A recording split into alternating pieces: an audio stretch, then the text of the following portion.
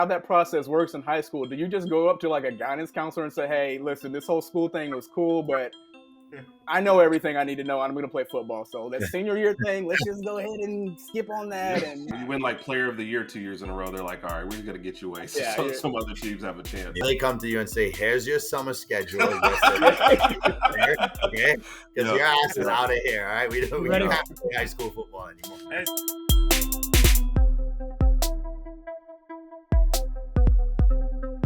How about them Yankees? Number 1 seed in the playoffs. Let's get it, boys. Let's go. Well, I got to talk about baseball at some point in this show because you know why? It's a football-heavy show, and we got some special guests joining us today. From the Urban Rodg podcast, they are still hungover from Saturday night in their big upset win over Georgia. Well, upset who you ask, right? But let me introduce the guys. Here is Herb and Rodg. Fellas, welcome to the show. Thank you so much for having us. We appreciate it. No problem, man. Absolutely. Hungover? No, nothing but water. Come on. Nothing but water. Of course. Drink responsibly. He was going to the bathroom like 30 Good times job. a night. Yeah. Rodg, don't tell them there's vodka in here. Okay? All right, guys. Appreciate it. We Yes, everyone. Welcome to episode 131 of Cinco Squad. Got the 6-box going. This is going to be very interesting. I'm going to be throwing it everywhere tonight. But, of course, I'm Jonathan Sawyer. With me is Mike, Grandpa J, Trey Day, Urban Rodg.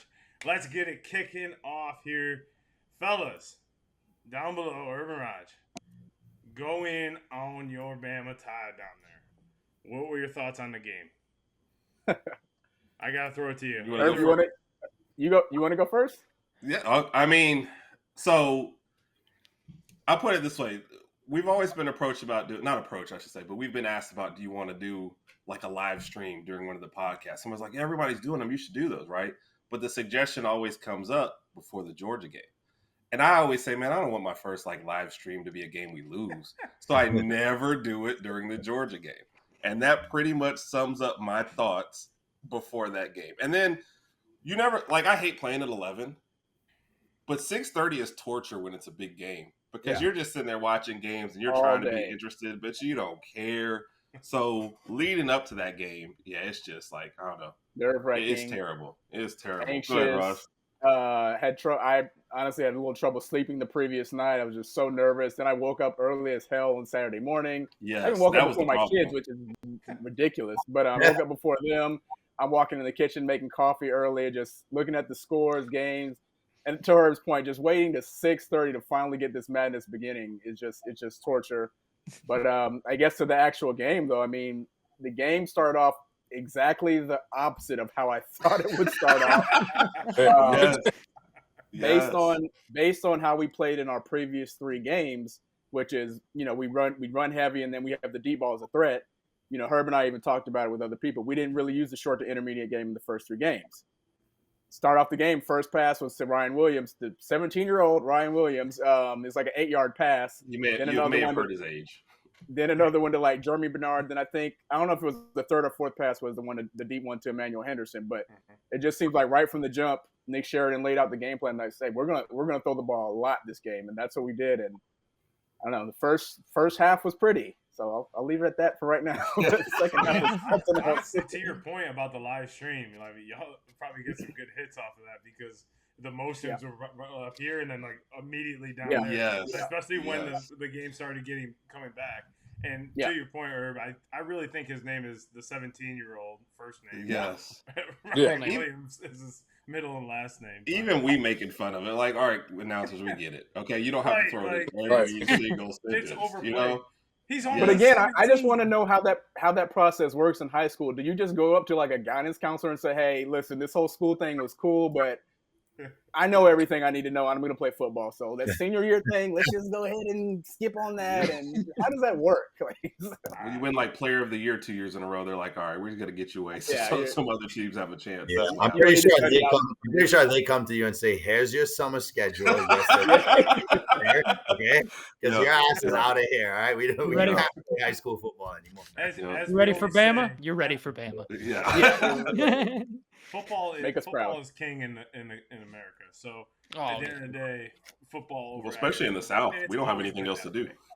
It's always been that way. So, yeah, it was a great weekend of college football. A lot of great games, a lot of weird games. I feel like a lot of ranked teams had a lot of dogfights. I was at the Miami game here on Friday night, and what an atmosphere that was. It almost felt like I was talking to one guy there, and he was telling me that it almost felt like back in the 90s, like Miami's team, like the environment around the Orange Bowl, well, now Hard Rock Stadium. But it was cool. I mean, it came down to a review to win the game, so which is always terrible. That's the worst anticlimactic shit. Yeah, yes. I mean, like the ball went up, and basically it was a Hail Mary and came down, and the entire stadium's quiet, and we're all just sitting there like, what's going on? Like, what's going on? Like, who won? Like, at this point, who won? And then I see, who was it? Virginia Tech come out with the ball. They go nuts. The ref says stop. And then basically the ref ruled it a touchdown, said it's going under review, and Virginia Tech didn't hear the review part and basically stormed the field, like all their fans and everything. So then I had to get all the fans out the field. I was just like, this is nuts. Well, in the TV broadcast, we saw a Miami guy come away from the thing, and he's sprinting down the field. So we're confused on the broadcast because we're thinking Miami came down with the ball. Yeah. So I was like, okay.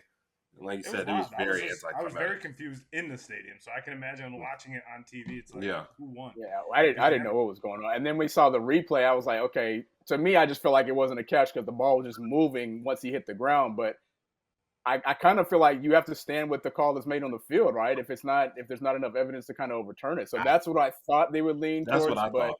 Me too. But I think you have to have possession as you come down. That's the thing. Yeah. Even if you're in the end zone. I thought it was the same thing. If it was inconclusive in the ruling on the field touchdown, I don't know what happened to that. I think it's just a team. I know what happened. They were in Miami, and they were like, if we don't call this incomplete, we will never get out of here alive. We need a team in the playoff. Yeah.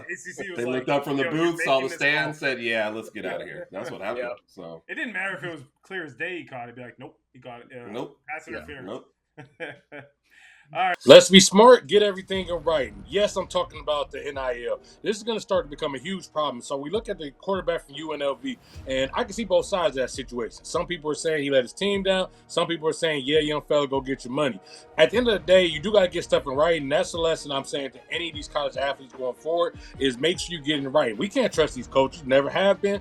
Even back in the day before NIL, we didn't trust these coaches, so why are we going to trust them now? This ain't the first coach to do this. This won't be the last coach to do this. To be honest with you, I believe Matt. I do believe he was promised a certain amount of money from UNLV, and, hey, they probably didn't come through with that. And that's wrong on their side. But remember, these are business transactions. The NIL opened a door for that. And anything just like a business transaction, you want to make sure you have it in writing, make sure you actually have a full ironclad contract, essentially. And that's unfortunately what Matt didn't do there.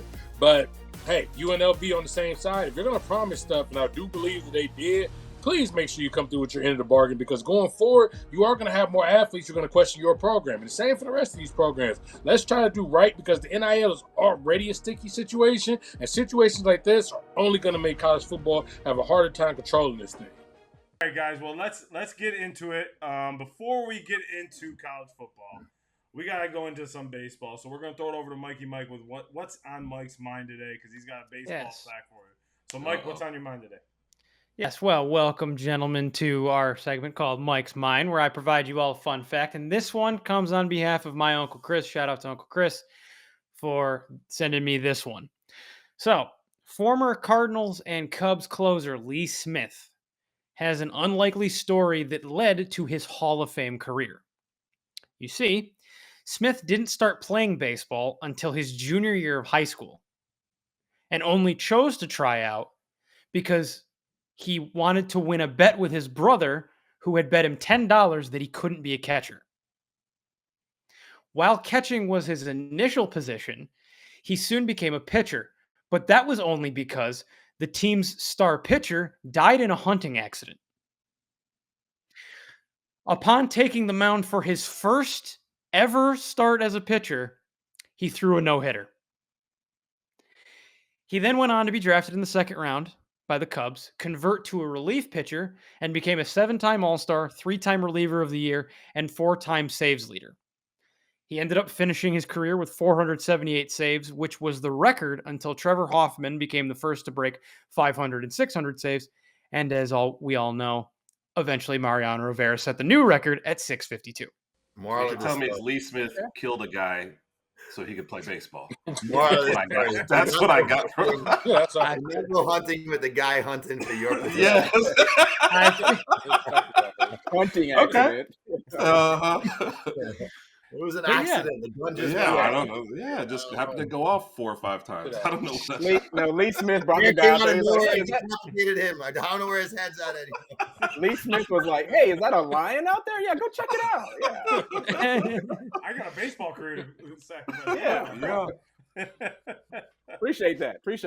And like I said, Mike's mind is always mind blowing. So the quest for 28 begins now. Yankees need to step up. It is game time. Let's go. You guys have this in your wheelhouse. Judge and Soto leading the charge. 5 through 9, get hits and get on base. Do the small things right. Eliminate the errors as much as possible. Do as much as you possibly can to win ball games. Boone, pull pitchers if you need to. Put guys in that are going to yield success. Do not get embarrassed by the Royals. The Royals are one of the hottest teams in baseball right now. Their youth, their determinedness, their everything. They are ready to win and win now. The Yankees step up and do not get embarrassed. Move on to the next round. Play like you are the underdog every single game, and you will have success. The quest for 28 begins now. Let's go, Yankees! Let's dive back into college football. We got a little game we want to play today called This or That for college football. Little game, we just pick scenarios and you pick which one. So Gotcha. For the guest being on the show, we're going to throw it down to you for this or that. Herb? Okay. All right. And I thought we were supposed to come up with one between the both of us, so we've got one. Is that cool? Okay. Okay. That's cool. All right. Yeah. Next Come up with next another one. coach Shout it out. at Florida, Lane Kiffin or Deion Sanders? Florida State or Florida? Ooh. Florida. Who will be the next Billy, coach? Billy Napier is Lane gone Kiffin. That's at it. some That's the point. answer right there. We're going Lane Kiffin. That's the answer. It's gonna be Lane. Lane is he's big time. Ole Miss, no offense to Ole Miss, but he needs to be out there in Gatorland. They need somebody with a splash, and that's exactly Lane. The other thing about Prime, and I don't know, and none of us do know what's going to happen with him, but once Shador leaves and Travis Hunter leaves, how long is he going to keep putting up with this shit? I wouldn't be shocked if Deion tries to. Come on, y'all see the damn recruiting classes. He can't keep putting up with this shit out there in Colorado. I mean, they got nice uniforms. Nobody's staying fucking in Boulder. No offense, Boulder. But honestly, I could see Deion even try to follow Shador or follow Travis or something to the league. So it's definitely Lane. Lane is I definitely think Lane is actually going to Florida. Like, not even this or that. That's my pick, easily. I think I agree with you on the Lane, but I think Deion is a prove it type of guy. Like he likes to take. It almost seems like he likes to take the underdog role no matter what. Like when they said, "Oh, you can't play baseball and football," he said, "Well, screw that ass. I can play in the same season." And he just wants that challenge all the time. I feel like Lane Kiffin is a better suit for Florida because he's coached in the SEC. He understands the recruiting trail. Yeah. He understands that type of mindset when coming to the SEC. As much as people don't want to give it props, the SEC and Big Ten are a next level jump. That's why teams are going like USC, UCLA, Texas, Oklahoma. That's why teams like Miami and Florida State want to go into the SEC. It's because it's next level. They understand that will boost their programs, right? So I see Lane Kiffin wanting to take that step up, and he could be the savior that they've been wanting for Florida since, unfortunately, Urban left. And he has hopefully coached doesn't in do Florida what too. Urban He was did, at but He was at Florida Atlantic, wasn't he, Herb? I think. FAU, Yeah. Yeah. Yeah. FAU, He was. crushing it. I mean, he was killing it there. I mean, they had sold out the seats, and for the first time in like a long time, like he was doing a great job at FAU. So I think that was that jump he needed to Ole Miss, like a small time SEC school. And yes, I said small time. Sorry, Ole Miss, but when it comes down to it, once he leaves, they're going to go right back down to the bottom. So you know, I think he's the perfect fit for Florida right now, to be honest with you. Jay? Yeah. Go ahead, Mikey. No, I was just going to say, I agree. Like, Kiffin feels like the better fit. at Florida. It just doesn't. When I think Deion and Florida, like UF Florida, that doesn't feel right to me. I could see him ending up at Florida State only because like the fans could call for it again.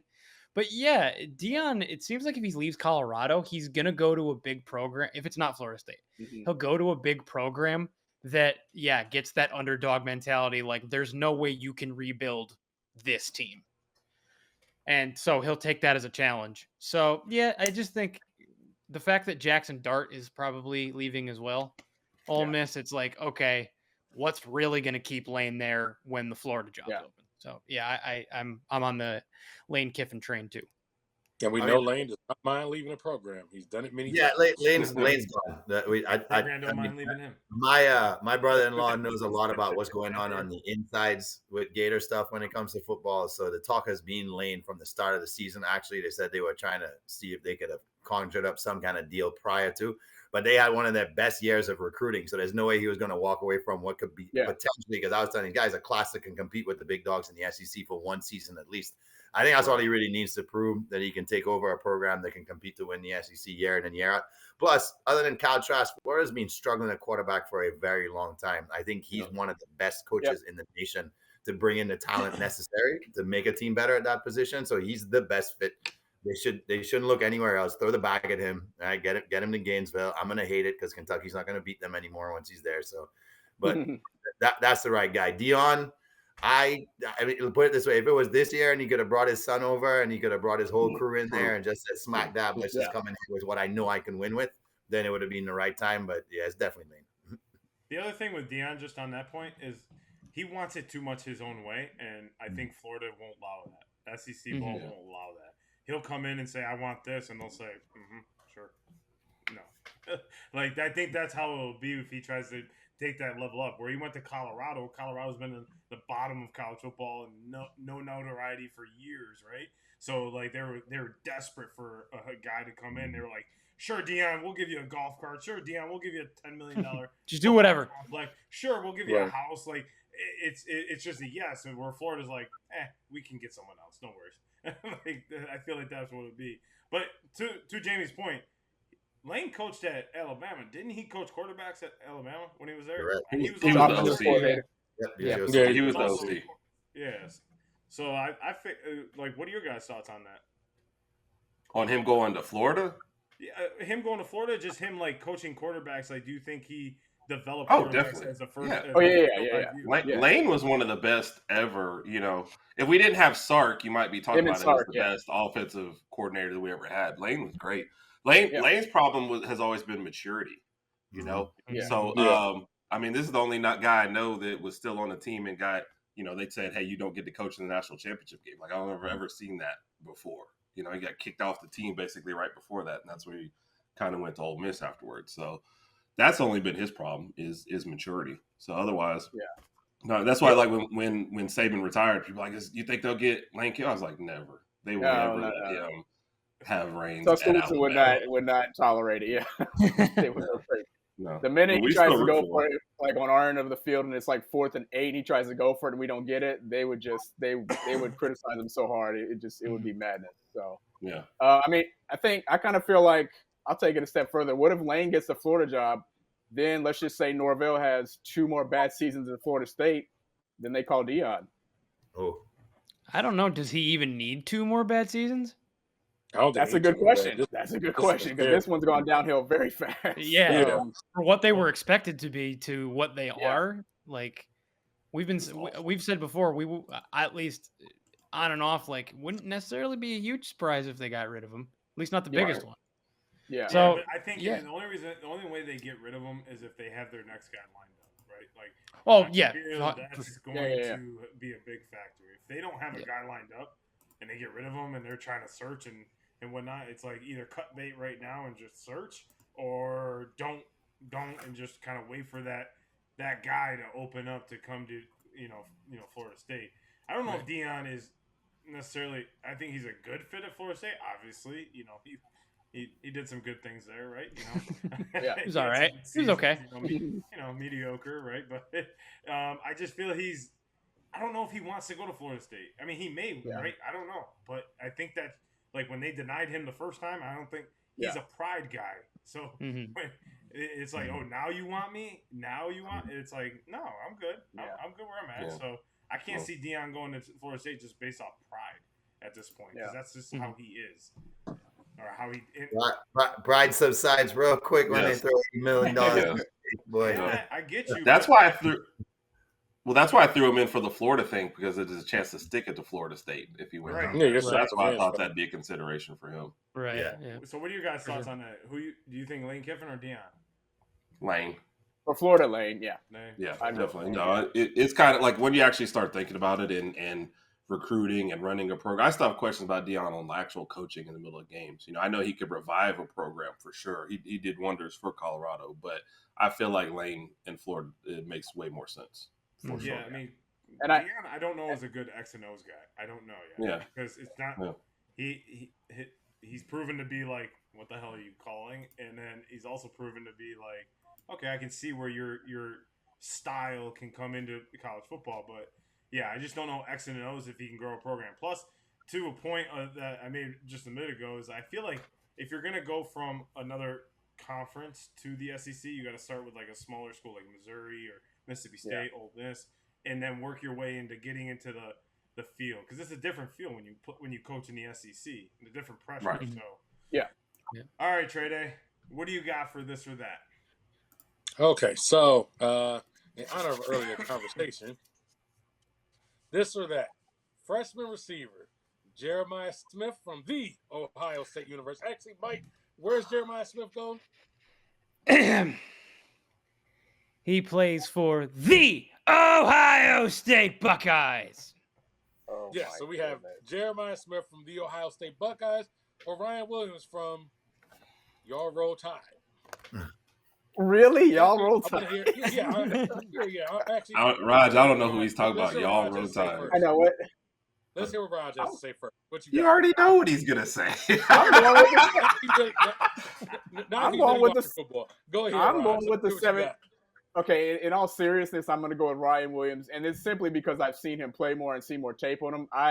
And this is no disrespect to Ohio State. I haven't watched too many of Ohio State's games this year, but I will obviously, as the season progresses and they start to play some tougher competition, I will pay a little more attention to him. But hearing good things about Jeremiah Smith and what he's doing up there.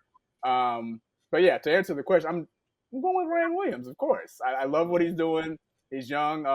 And it's funny that we're talking about Ryan Williams because prior to the season, Herb and I were discussing. I told Herb, I don't even know how much playing time he's going to get because we had Jeremy Bernard coming over from Washington, and I thought he was going to be wide receiver 1. He's still getting some touches. He's still getting some production in, but obviously Ryan Williams is wide receiver 1 there, and he's having a good season. And, yeah, I'm going to leave with Ryan Williams. Yeah. I tried to check out Jeremiah Smith this past weekend, but my Peacock free subscription ran out, so the free trial was gone. Didn't have a chance to see how he played this weekend. So. The damn subscriptions, man. Yeah, you know. Damn Peacock. I've seen both. I think I'm going to lean on Ryan Williams just right now, just not based on the Ohio State factor, but it's to the point that Raj made is like, you know, y'all haven't really played anybody of high caliber yet. I want to see how he matches up against, you know, potentially NFL corners. I think he's great, Jeremiah Smith. I mean, it's not a surprise that Ohio State has good receivers, right? Y'all have been having good receivers for the last, 15 years. You can just go right through. But it's impressive seeing with this Ryan Williams because exactly what I didn't see him on the radar at all for top receiver. And he just explodes. And for his size, he's almost like a Devontae Smith. A young version of the Devontae Smith. He's explosive. He can jump. He can run fast, obviously. And and he's reading routes at a NFL level. He's reading defenses at an NFL level, which is very impressive for, again, a 17-year-old to see. You know what I mean? So I have to. He's 17? First time you've heard it. Breaking news. It's breaking news. I swear I gotta mute the broadcast with the Bama games now. So what you got? I love the kid in Bama. I think he is the truth right now. He has shown on a national stage in front of competition, this NFL caliber competition, that he can still get the job done. Ohio State's just getting past their cupcake schedule. I could answer this probably more next week if you ask it, based on how Smith performs against Iowa, who is a much more formidable defense, is going to put up a challenge for him. Probably play him a lot more physical on the line and see what he's truly made of. I'm not doubting that the kid's probably going to come through and produce, but until he does, I can't say that he's better than what I saw last week. I mean, the body control on that catch to win the game was insane. The way he tiptoed and 180'd himself through 2 defenders to the outside of the field. That's not supposed to happen on a play like that. His body control is absolutely incredible. I love seeing players who can get yaks. That's my kind of receiver, like a yak receiver. So he's proven that already. So I think the kid's going to be special, and expect another Heisman wide receiver down in Bama in a couple of years. You're just scouting him for your fantasy league. Shut up. Jamie's like, all right, 5 years, I got him. Mike, who you got? Yeah, I'm gonna jump on top of the wagon. It's Ryan Williams, because guys, I'm gonna let you in on a little secret. He's 17. It's just I know it's shocking, isn't it? 17. 17. But it's just he's putting up video game like images for fans. Like we talked about it before. That spin move on the game-winning touchdown, it looks like a glitch in Madden where the 2 guys in the secondary run into each other and get stuck. Like it was insane. And he's at 17 years old. He's a grown ass man. Like, and it's incredible. I think Jeremiah Smith is going to be a phenomenal receiver throughout his college career and in the NFL. I think if you have to pick between the 2 of them to like start your receiver room in college or the NFL for that matter, the way it looks, it's a good problem to have. Like you can't really go wrong, but right now I'll take Ryan Williams, given, like you guys said, we just saw him torch Georgia. Yeah. So go ahead, Trey. Defend your boy. You can't teach that type of size. You can't teach that type of physicality. 6'3", 216, and he's only 18. He's old. Jeremiah Smith is old. Man. So, to be honest with you, with Jeremiah, and I knew this back when it was pre-camps and all these sort of things. I mean, Smith already has, I know the competition isn't as hard, but to be a freshman, 19 catches, 364 yards, and 5 touchdowns in your first 4 games is ridiculous shit. He's on pace to break Chris Carter's record as a freshman at Ohio State, or David Boston, all these legends who went to Ohio State time, Chris Carter being a former or future Hall of Famer. So when I look at him, it's just like you see the physicality. They sometimes will have him run. They can put him up the gut. I mean, I guess to go back to your Alabama thing, he reminds you somewhere of between a Julio Jones and a DK Metcalf because of that physicality. And I think mostly that's just something that you just can't teach. There's no shade to Ryan Williams because I do think Ryan is a monster, but that size is going to be a problem because especially in college, it ain't going. I get what y'all saying when you go against Iowa and these people, but they corners and shit ain't that type of physical. I mean, you got a guy averaging 19 yards per catch right now, which is ridiculous. The other thing too, and this is more inside information as an Ohio State fan, is even back in the preseason when Denzel Burke and there's plenty of highlights all the way back to spring, he's beating the shit out of them. Remember, Denzel Burke is listed as a first-round corner, so he is going against first-round competition. The reason he skipped the line was because he was kicking all their asses, and Denzel Burke, Lathan Ransom, all these guys that came back, the defense was like, this is fucking crazy. I mean, even like your boy Caleb Downs, shout out to my guy Caleb, Mr. Downs. Even all these guys were who? Damn, what? Never heard of him. Damn, what did Caleb do to y'all? I just had never heard the name. I didn't know who that was. Yeah. Downs. Hold on, I'll look it up. After the show. Look it up. I think he was. I think Caleb Downs was at Yale last year. Yeah. Oh, okay. Yeah, he definitely that guy play that was visiting Georgia in the offseason. He played somewhere before Ohio State. I don't remember where. Probably high school, I would imagine. So what time is the Ohio State Iowa game Saturday? What time is that? 3:30. 3:30 your time, 2:30 your time. Yeah, it'll be over by speaking of high school and things to imagine, right? At 16, this guy's trying to obviously sign a letter of intent and who you should take an NIL deal. At 16, I was trying to figure out if I should get sour cream or fucking salsa with my taquito. Guys making grown man decisions at 16 too. So. Yeah, that's crazy. All right, well, I have my college football So this or that, there will be one ACC team to make the playoff, or there will be 0 ACC team to make the playoff. I'll go first. Gotta say, They can't have 0. Just for reference, there's one team right now inside the top 12. But don't the conference? The conference champion makes it anyway though. So Because for the ACC, it does. Yes. Yeah, they're one of the 4. Oh, okay. Yeah, so I'm gonna take 1. All right, let me. I'll take 2. I'll take 2. Miami and Clemson. Will there be one, or will there be more than two? More than 2 teams making the playoff? I guess is my. I forgot that the automatic bids.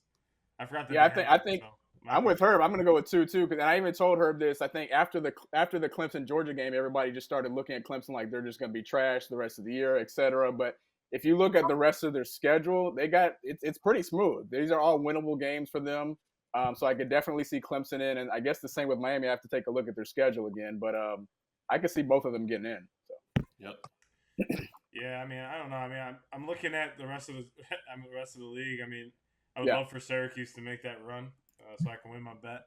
But you know, I don't know. There's not many teams in Louisville, Clemson, and Miami are the only ones ranked right now. I can see, and Louisville they don't play during the regular season. Soon. Yeah. And Clemson plays Florida State Saturday, so that's. I mean, we already know how that's going to go. I don't know how much I trust Klubnik to get it done. I mean, they got a pretty easy end of the year schedule. Citadel, right. South Carolina's always tough for them.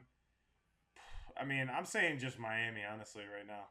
Just Miami's going to make the playoff. I think that's the strongest team in the ACC. Obviously, next to Syracuse, of course. Yeah, of course. The reason why I threw Clemson in there, though, is if Miami drops one along the way, and Clemson can get through there with 1 loss. Even if Miami beats them in the ACC championship game, the ranking will be pretty high at that point. They're 10-2 as a conference, runner-up. I think they slide in there. So I'll stay with 2, Miami and Miami. I can see that, like, especially if Miami gets a late season loss. I don't even know. Miami's season it works out kind of perfectly. They got College Game Day this week at Cal. Then they got Louisville as the last tough opponent, and then basically they're pretty much wishy-washy dependent down the road. So I could see that too. Trey Day, what you got? You think 1 ACC or more than 1 ACC? No, I mean I think 2, just because the 12-team playoff just changes everything. Where it's almost hard to be a power conference and not find a way to get 2 teams. At the beginning of the year, though, I'm gonna shout this out. I told y'all Miami was gonna be back, and everybody looked at me like I was crazy when I said Miami was going to ACC. But anyways, ultimately, whether it's Clemson, whether it's somebody else, whether it's Q, somebody's going to slide in, because that 12 team just needs it. And some of the SEC teams right now, they're ranked and they're going to start to beat each other up. So some of them are going to naturally fall back out. You have one of these ACC teams that probably only get 2 or 3 losses and find their way in just by default. So I would say Miami and somebody fill in the blank makes it in. Well, I feel like the schedule is an issue for Clemson because you have Iowa State sitting right there behind them, and Iowa State will play ranked opponents as the season goes on, notably Utah and Kansas State. So I feel that they're going to have a better, if they go off of who had better wins, they'll have more top 25 wins. And so if they're right there with Clemson, I see them leapfrogging Clemson. On top of that, Notre Dame sitting on top of them, and USC. And one of them benefits off beating the other, which keeps them at that 11-12 and probably has them sit right there in that spot without Clemson being able to jump them once again without that quality win. I just feel like Clemson's no showing against Georgia probably cost them the opportunity. If you're going to compare that as per who played tougher teams best, if it comes down to something like that, they obviously are looking to probably have as a competitive as a matchup as possible as well. I believe if you're going to choose between Notre Dame's fan base as the 12 or Clemson, they'll go Notre Dame all day long. So there's a couple of factors I think are working against Clemson right now because that fan base, jump high, jump low, that fan base has died out in terms of the expectation of winning a national championship.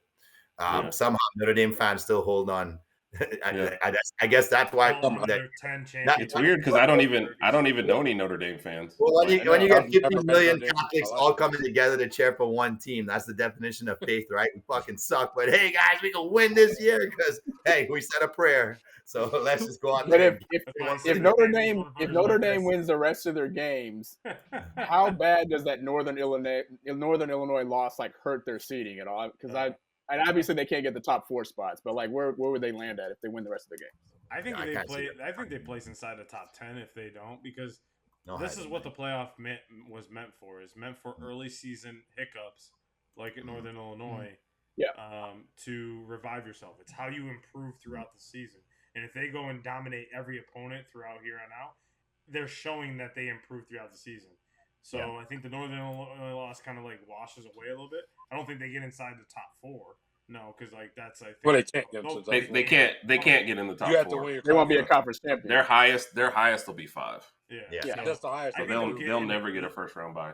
I mean, their best bet is to get inside where you can get a home field advantage and go get yourself a home field for the first weekend and play it from there.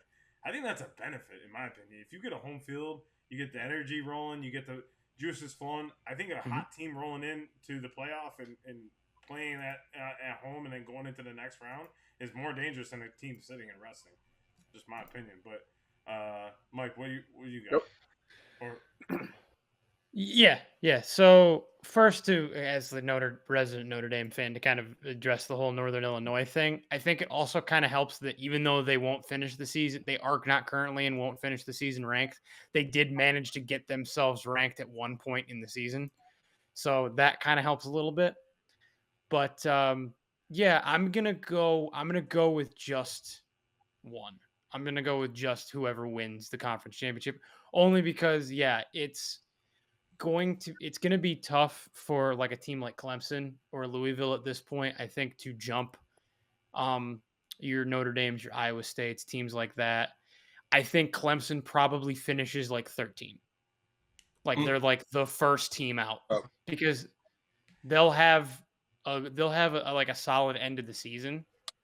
Yeah. But I think, man, not really. I agree with Jay. Like not showing up against Georgia hurts a lot because you look like because the committee at that point can conceivably go, all right, we let you in, you have to play, you end up having to play Georgia or someone like them again. You've already shown us this season. But you can't say that you lose the first game against Georgia and that hurts you, and then you lose your second game against Northern Illinois, who also loses their next 2 games, and you're like, but that's fine. That's like those 2 things are not. I'll say you shouldn't be able to do that. I mean, Georgia, that's the first game of the season, right? Like, so we look at it as to argue that point. If they got better and Clemson got better throughout the season and they started playing good ball and Clemson ball that we were used to back in like 2017, 2018 time frame, like that first loss shouldn't hurt you as much. It's just like you guys, like to Herb's point, like Northern Illinois lost the next 2 after that, so they got beat badly after that loss, after that win. So I don't think that would hurt them because you lost to a top team in the SEC. Not only that, the team that was number 1 for pretty much most of the year to start the year. So I don't think that hurts them as much as it would hurt Notre Dame losing because Notre Dame doesn't have a conference that they're in. So pushes Notre Dame out way more than I think. If it's between Clemson and Notre Dame and Clemson finishes undefeated, like from here on out, loses in the ACC championship game, I think it's better to put Clemson in than Notre Dame. Notre Dame don't play anybody, and they don't have a conference. So, personally, I'm on the boat of punishing Notre Dame for not being in the conference. So, hey, you out. Sorry. It's personal, baby. It's personal. That's my family's team, but I'm saying, hey, join a conference. You can't just. Well, they're going to. Way. Don't worry, they will. I mean, they just got to wait until this. They got to wait until the ACC deal's done, and then they're coming to the Big Ten. I don't know. All right. That's why they signed the Peacock deal, the NBC deal, until the NBC deal ends right when their ACC deal ends. Well, enjoy that. So now tell us you're this or that. Yeah. Okay. So felt that for this or that this week, I needed to tailor it to our esteemed guests. So this Not or you, that. Herb or Raj? Yes. I'm not exactly. We have to choose one of them. No. This or that, more likely to happen. Alabama wins the national championship. Jalen Milroe wins the Heisman. Oh, that's a good one. I mean, one leads to the other. That's the problem. In this scenario, only one of them can happen. Only one of these can happen. Oh, the national championship. Yeah, that's what I want to happen. What you want, but what do you think would happen? Look, I'm going with my wants and my needs. All right, I'll be that guy. Like, I'll be that guy. I'll be that guy. Jalen winning the Heisman is more likely to happen, but I think both are going to happen this year. I think both are going to happen. But I think it's more likely that he wins the Heisman. I mean, if you saw what Jayden Daniels did last year being a dual threat quarterback, Jalen Milroe is going to have a similar type of season. As the season progresses, he's going to display more of his passing abilities. Obviously, he can run. He's going to have the numbers. He's going to have the high touchdown numbers, accuracy, efficiency, etc. So I think he'll be there in New York winning the Heisman when all is said and done. And then after that, we'll get to the national championship. Okay. Yeah. All right, Herb.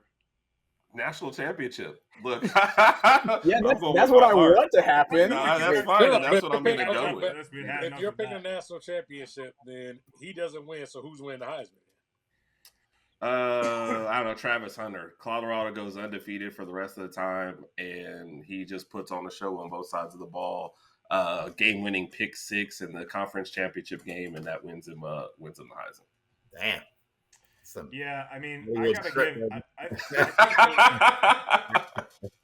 Honestly, the more likely situation is Jalen Milroe. He proved a lot to me on, and I'm not obviously part of the judges, but on Saturday he proved a lot. And I texted you guys that. So like his speed from one year to the next improved drastically. He was outrunning cornerbacks, and that's impressive to me to see his growth. And I love seeing that. Like when you see a player go from the next level because they finally figure it out.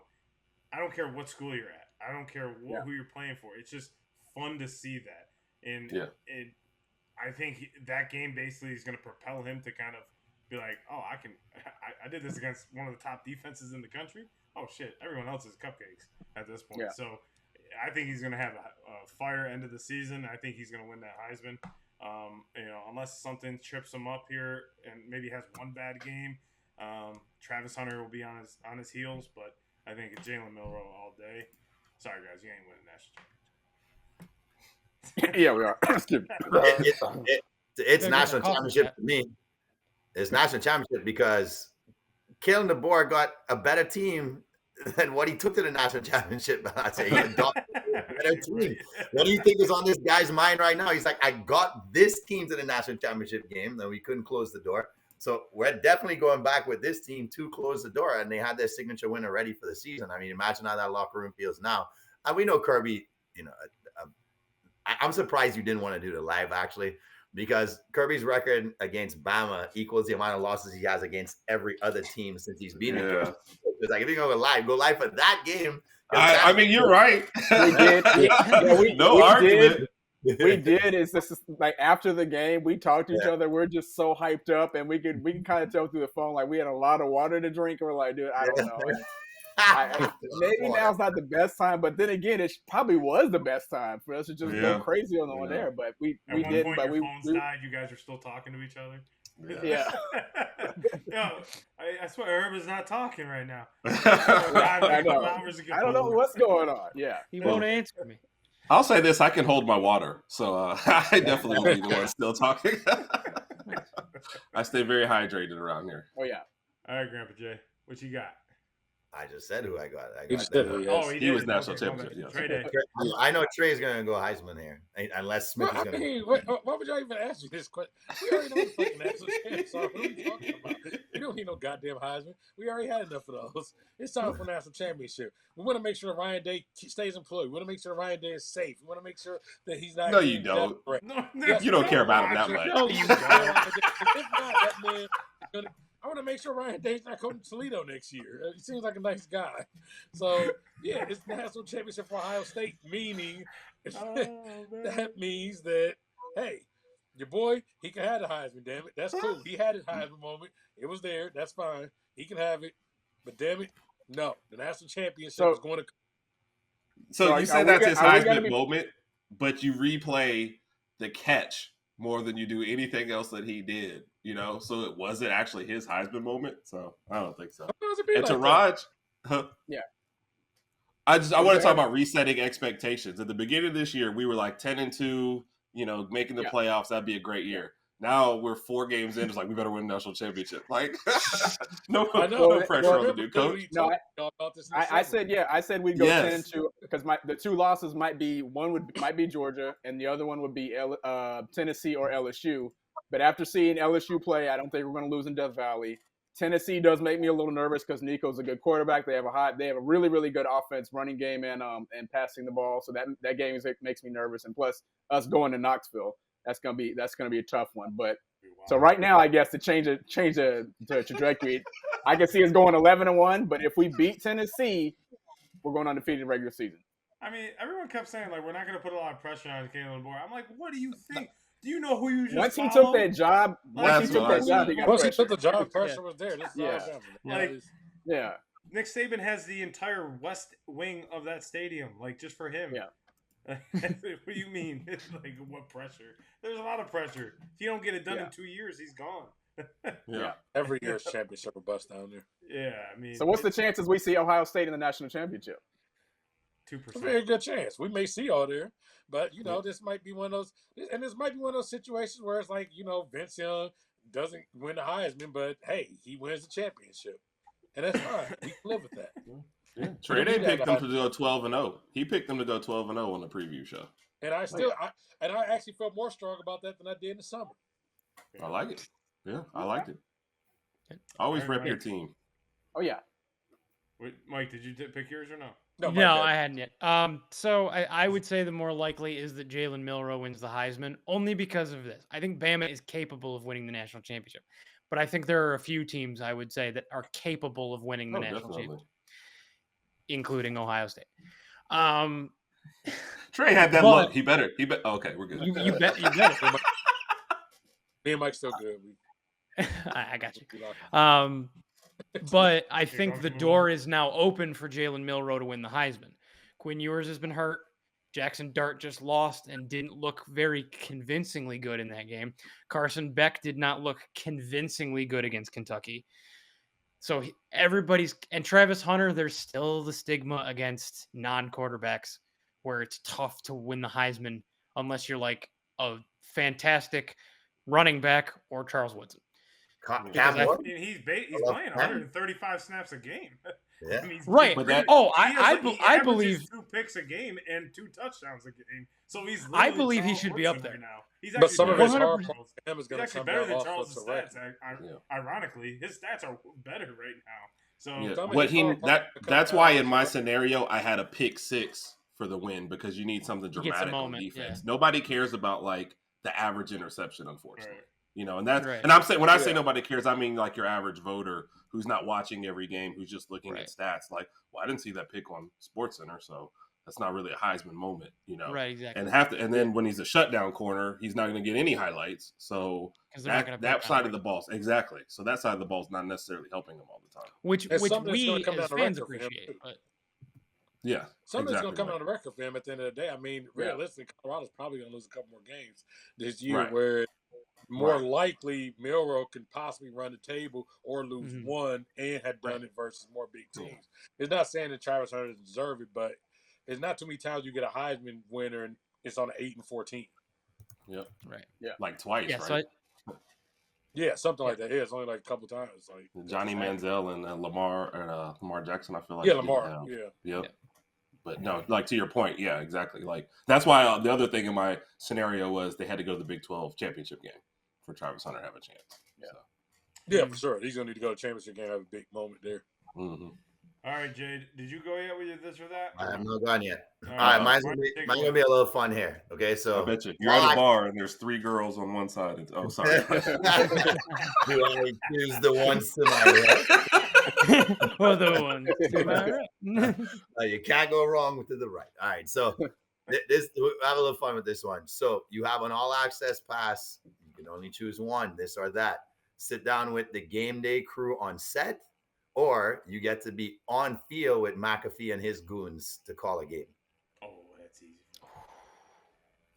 That's easy. Where you want to go first? Doesn't matter. Whoever has an answer. I'll go McAfee. Yeah. On the field? On the field. Yeah, Okay. with his group. That just sounds like more fun. Like I'll show up, I'll have my slides on, tank top, shorts, probably have yes, exactly. You know what I'm saying? I'll have a tasty glass of water with me out there. Like that just sounds. I go that route too because it just seems like there's more of a loose atmosphere. If I'm on College Game Day and Nick Saban's sitting up there, I'm so nervous. I'm like, nice to meet you. Yeah, sorry about that. I'd be way too nervous. I'm like, dude, I'm gonna say whatever you want me to say. You're the GOAT. just chill out. So yeah, I'm definitely down there with McAfee and a little flask or something. So he's terrible at picking games. Little. I lie to you. Yeah. Terrible. Miss Terry blew him away this past weekend. Yeah, he's bad. I was like, damn. Like you're bad. Well, he hates doing it.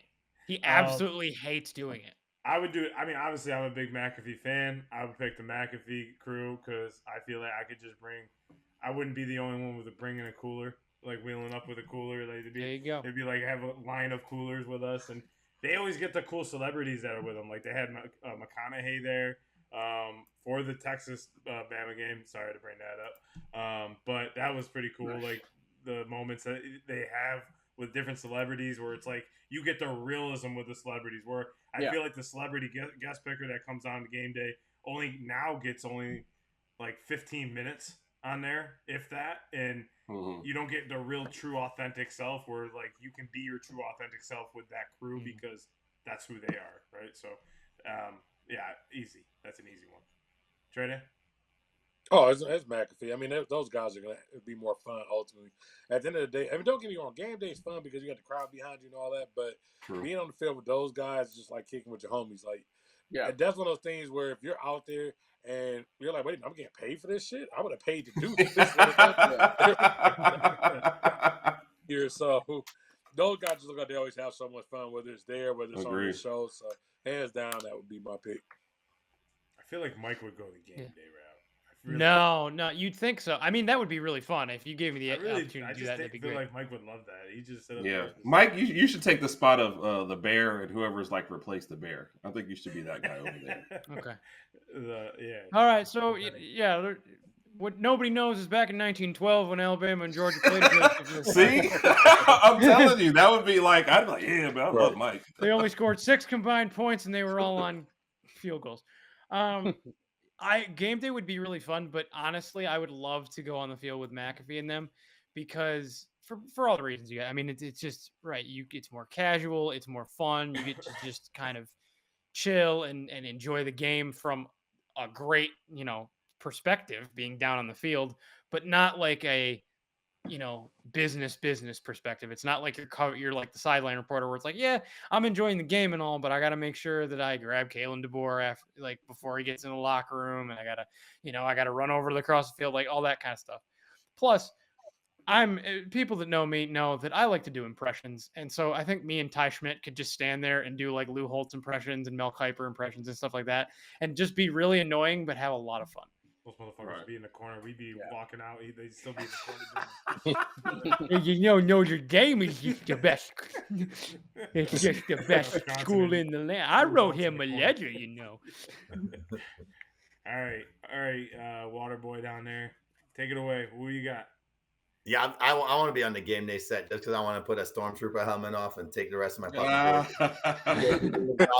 I'm a guy of the people, bro. So I just go bonkers on there. It'll be a one moment for a lifetime. Remember that guy that freaking put the stormtrooper helmet on and freaking stripped out his boxers and jumped into the crowd and started crowd surfing? I'm gonna make the best of that moment. I just feel like I'm kind of isolated from everybody else. I'm kind of on the field. I feel like, okay, I gotta walk freaking 18,000 feet to get to the nearest bathroom. If I'm drinking too many beers, I can't take a piss on the field either. That's a big no-no. Probably get freaking kicked out. You can.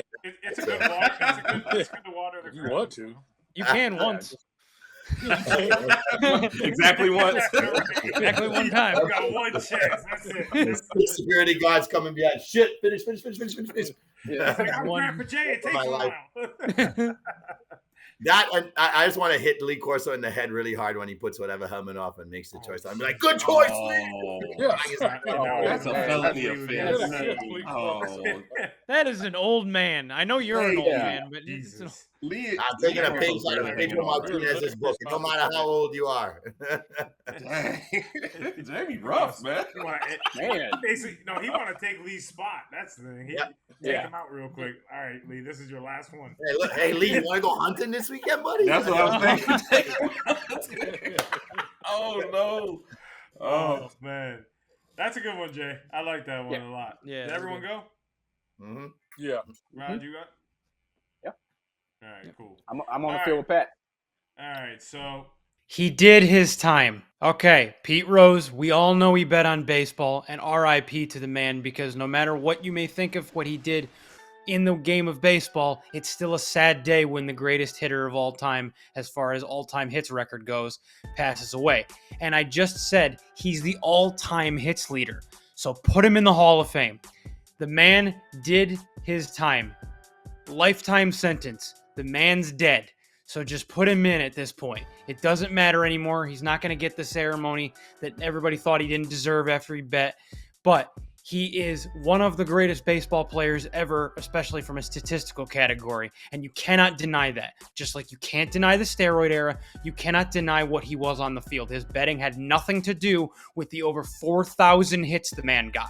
So just put him in the goddamn Hall of Fame already, and let's be done with it, because he deserves it. that was This or That College Football Edition. Let's take it to the professional level, where we go overrated, underrated, NFL edition. Throw it down to Raj. Who you got for overrated, underrated in the NFL? Now, I'm going to feel, were you all asking us a question, or was this just me asking you all a question?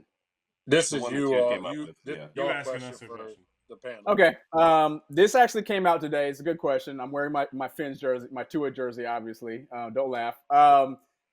So Tyreek, the rumors came out about Tyreek possibly requesting a trade, even though he kind of shot it down and told him he's not requesting a trade. He's stuck with the Dolphins, whatever the case may be. Mm-hmm. So overrated or underrated? Tyreek Hill trade rumors. Are they overrated or are they underrated? I'm gonna say underrated at this point. Yeah, underrated at this point, because I feel like all these shows look for a way to create the soap opera drama. And I feel like they haven't done that enough with Tyreek. You've heard other names and other receivers being thrown out there, and it's like not one mention of Tyreek. You know, at first, you know, he's not even part of the consideration set, because hey, Tua's going to stay healthy for the whole season, right? So this video is underrated even at this point, where like his name doesn't pop up. You hear everybody else is a possibility to go make a team better. Devontae Adams, who's older than him, and can't say he's lost a step because he's still playing at a high level. Why is he the one supposed to go to a team and make them a championship contender when Tyreek is the top 3 receiver in the league? So I feel it's underrated. I'm gonna say I'm gonna say it's overrated. I think that I don't know. I feel like Tyreek is, you know, they always talk about like they're showing him throwing antics on the sidelines. They're throwing him like every star receiver. I just did a post on this. Every star receiver is a diva. They're prima donnas. They throw tantrums when shit's not going their way. Every single one of them, from Devontae, from Justin Jefferson to, you know, every one of them. They've all thrown tantrums. Like, he's just frustrated. He's a winner. He wants to win. You know, he's tasted the Super Bowl. He's been to the Super Bowl. I believe he won the Super Bowl with the Chiefs too. Yeah, he won. So like he understands what it takes to get there, and knowing that he has the team there, it's frustrating to him. But I also think he understands that they don't have a quarterback. Yeah, they don't have a quarterback that can throw downfield to him. Jalen Waddle. That's why they're like. When's the last time you saw Tyreek and Jalen Waddle running 5-yard slants? You know, multiple times in a row in a game. It's just I just feel like the rumors are a little bit overrated. I think he hears about trade rumors for someone else. I don't think I saw that today too. About the, you know, I hear trade news, but I don't think it's about him. I think it's about someone else. I think it's probably about Devontae or another receiver in the league. I just feel it's overrated at this point. He's not going anywhere. He's already told Drew he doesn't want to. So, Mike, I'll tell you, the only receiver superstar that's never a diva and he had all rights to be was Megatron, considering where he was. Agreed. Pro of all. Mike. Yeah, so I would say it's overrated. I think this is a lot of it, at least a lot of it is a product of like the team's not playing the way we expected them to, or things aren't going the way we thought they would. Trade the star player. Like it's just that's like a natural gut reaction by a lot of people, especially like analysts these days. So I just think Tyreek Tyreek understands what this league is about at this point, and he knows what the team has, what it doesn't have, and I don't think he's going to want to leave, because I think he at this point knows that, okay, as long as we get good quarterback play at some point, like we can win still. It's not like it's not a law. This team as a whole is not a lost cause. It's not like, oh, we're bottom of the AFC, and we're not, and it doesn't look like we're ever going to get out of it. I need to leave now. So I think it's a lot of people, a lot of analysts, and a lot of insiders putting these things into motion without there being any real substantial evidence to show from the actual internal, like from Tyreek or the team. So. Well, Tyreek's the one that put out the post. He put out trade in his story today on Instagram. He said, "I hear of a trade. I'm hearing of a trade." Like dot. And like that's what he put in his story. So that's where he's getting this from. Is it's not the no one. I never even heard the Tyreek shit until he posted. I was like, okay, he must know something about Devontae. That was my first instinct. I didn't think it was him. Yeah. So with him, I think it's more or less him putting that out is now stirring up rumors. So, Trey, who you got? What you got? Overrated or underrated?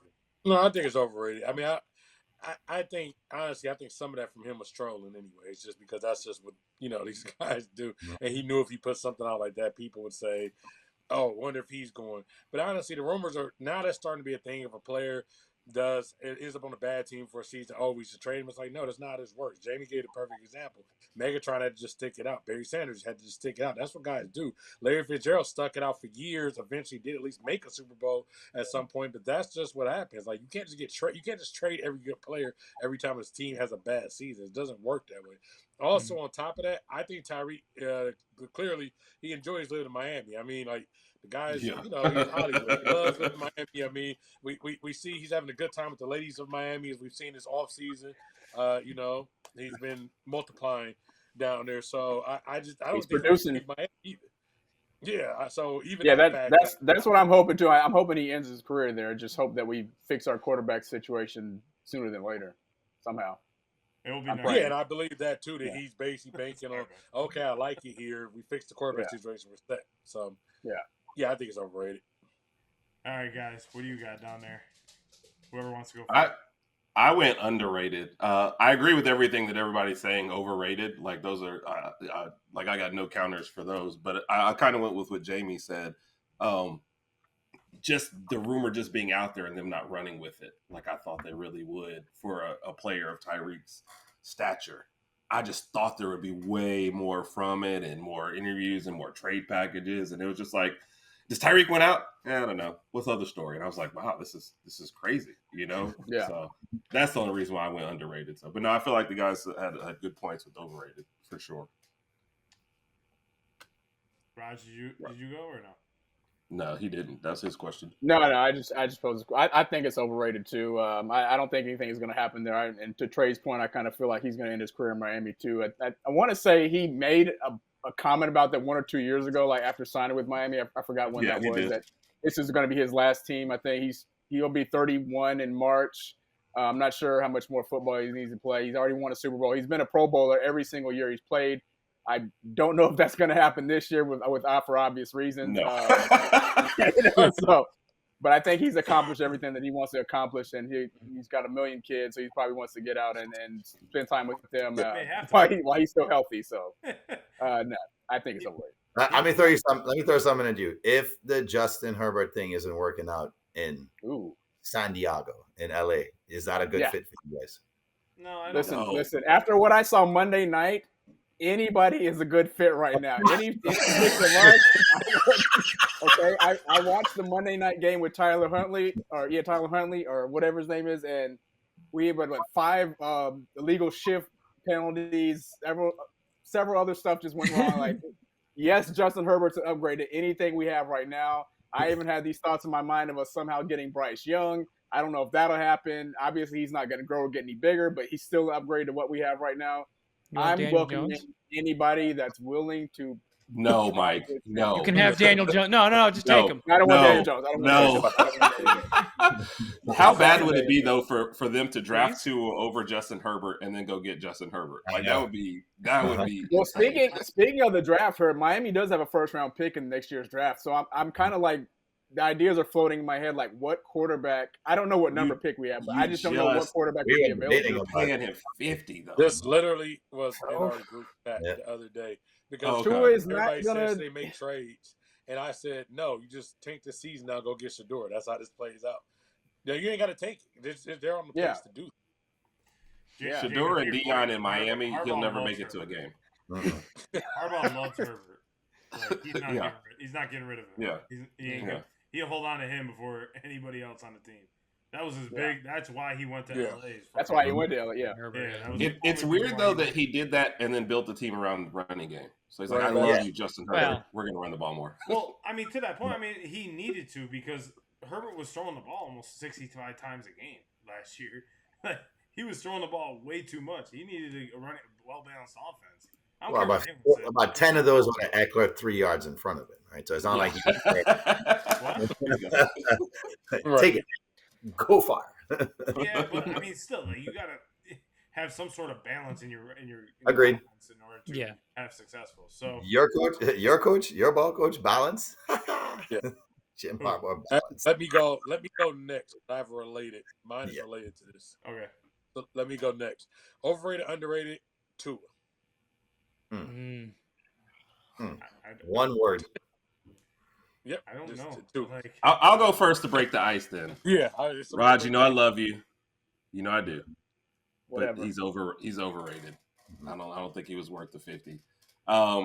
His best season for Bama was coming off the bench. Yeah. He's only made it since that point one season. Completely healthy the whole way through. And I feel like he's such a boomer bust quarterback. It's like when we start this drive, we're either punting. It's like what we thought Milroe is, but even somehow worse results because Milroe can at least run. So he's got great touch. Don't get me wrong. And his anticipation is phenomenal. But I wouldn't give him 50 thinking like I'm going to get a good return on my investment. So I got to go overrated. There, I broke the ice for everybody else. Why did I wear this jersey? Go ahead. I love you, man. Look, he came to Bama. I love him to death.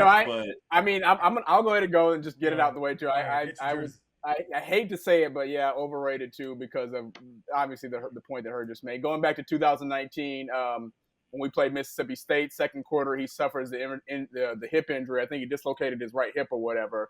It's just the type of football that Tua plays. It's just kind of reckless at times. He doesn't know how to just give up on a play and just say, okay, we'll get it back on the next down or whatever the case may be. And even with him coming back, whenever he does come back, I know he's not eligible till like week 8. So I don't even know if he'll play this season or whether it's next season. Regardless, I feel like he's going to encounter the same type of injury. And I hate to say that, but I just feel like with the style of football he plays, he's going to get hurt again. I don't know if he's going to play another successful, healthy season. Obviously, I want that to happen, but I just don't see that happening. So I'm going to go overrated. Yeah, for some reason I'm going to say underrated. Love you, bro. And here's a couple of reasons why. Because you can't predict an injury, right? You can't predict it, right? Yeah. In that game where he got a concussion, that was on him. I got the first down. He didn't need that. He should have slid. Yeah, he should have slid, and he worked on sliding, so that was on him. But before that. You can't predict that you're going to dislocate a hip in a meaningless SEC game, just rolling out of the pocket, which you've done 100 times, right? You can't. But you can prevent some of these from happening, though. But that was just a normal sack, though. Like on that play, he got sacked. We were up like 35-7. He was rolling out to the left. You could just throw the ball away. But is that more coaching or Tua? That's what I'm asking. No, that's definitely Tua because he was already hurt going into that game. He had just got back healthy, and we were blowing them out, and he begged for one more series before half, and then he gets drugged out. But he's already coming back from an injury. So, I get you're 1,000% right. You can't predict an injury. except in certain cases. You know, if I bet every year that Tua was going to get hurt, I've only lost money one time, right? So I hate to say that, but I just think when you look at that, like Saban is a grown ass man. When you look at him, he's like, okay, and he's he's a Hall of Fame coach, best coach to ever do it in college football. Hey, you're not playing. Like, that's it. You're done. Like, he should have said that, and he's always owned that too. I should have just sat him down. I just feel like we haven't been able to see him put a full season together, right? To be able to say, yeah, he's overrated just because of injury. And I never fault someone on injury, other than if you are like a Cam Newton. I get that. You know, that last play, that was definitely on Tua. He should never. What are you diving for? You know, into a safety at most. Yes. It was probably one of the bigger people on the field on the secondary, right? So I don't know. I just say underrated just because I hate to put injuries on people like that and say, hey, you know, bad for you to play the actual game. You know. So but here's what you can't put injuries on the players to say, okay, this is how we're basing and judging on their value. What you can judge them on is the fact that at this point in his career, he should not be lofting up balls knowing he's about to get hit with the potential of that going for a pick six, which changes the whole tone of that game. You can't give games away. Okay, you can manage games, but you can't give them away. And managers, we know, get a lot of criticism because the perceived value is there's no way this player should get paid top-notch money, right? All they go for, like the Brock Purdy argument's going to be legit, but jump high, jump low, the guy gets to the conference championship games or Super Bowls, right? So be it his play has not lost them games, we see that it may not be winning them a Super Bowl. And the argument is, well, he got to overtime in that game, so maybe he should deserve more than Tua. Yeah, of course. I feel like his play gives him that opportunity in that window to get in that tier. But this is what we're judging Tua on. We're judging him on the tier of quarterback of the value of the contract more than the game itself. Like, he has the game to be a starter. So I'm kind of in between, want to say overrated if I'm based on the fact that is he a $50 million quarterback? Absolutely overrated.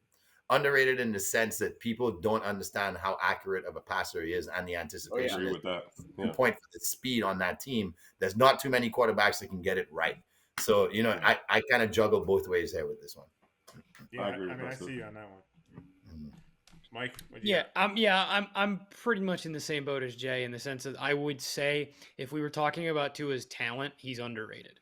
I thought that I will admit when he was coming out of Bama, I was very apprehensive to have anybody take him. I was saying that I thought he'd probably bust out, but it wasn't because of his talent.